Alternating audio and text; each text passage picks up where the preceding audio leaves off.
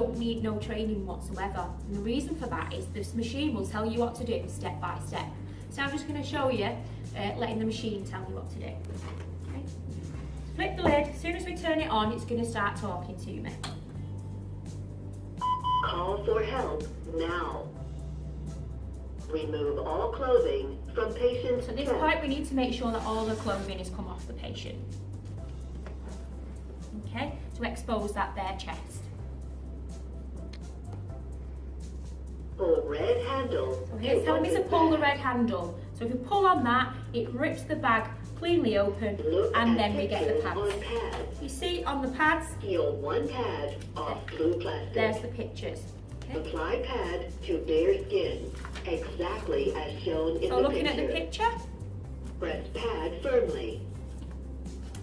Peel other pad off blue plastic. Apply pad to bare skin, exactly as shown. Do not touch patient. so once the pads are on, it recognises that they're on there. Evaluating heart rhythm. At this point, we just stand back and let it analyse. Stand by. Preparing to shock. Step back, tell any standby to clear. Everyone clear. Press flashing button. You can see the machine flashes. You press it, Shock delivered. shock's administered, Provide chest and compressions straight back and into chest rescue compressions. The machine has just given us another little reminder to call for that ambulance if you haven't already done so.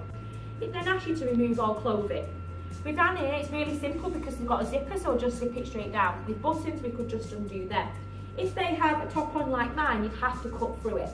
The machines all have a bag on the side which has a pair of scissors to allow you to cut through clothing. It also has a razor, which you're probably thinking right now, what do I need a razor for? If you've got a man that has got a particularly hairy chest, we need to give it a quick shave so we make sure that we get good contact with the skin. Okay, that's all that is there for. If ladies have an underwire brow as well, ask you to move that, with metal being a conductor of electricity. At this point, I know there's some people going to be worrying because things are going to be on show. Once the pads are firmly in place, you can give this person a bit of decency if you want by just covering them back up.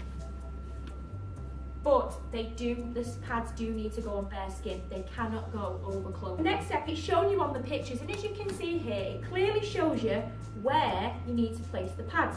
So following the machine as I did, it just tells you to put them on nice and firmly, and then the other one here is showing just underneath the armpit.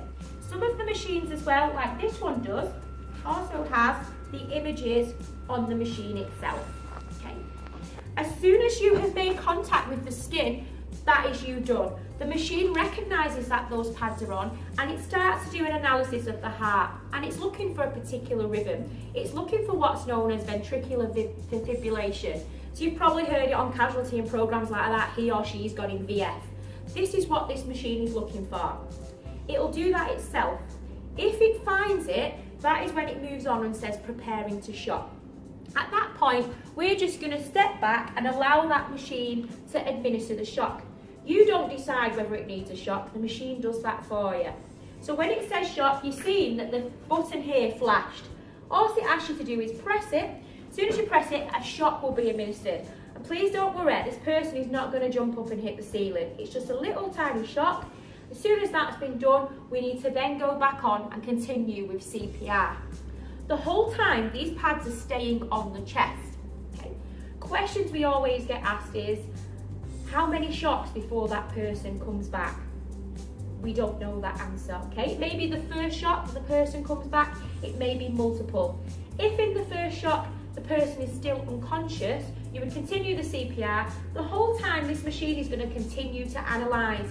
If it finds that rhythm again and wants to shock, it'll go back to the same point, stand back, preparing to shock, and you would just repeat the whole thing again.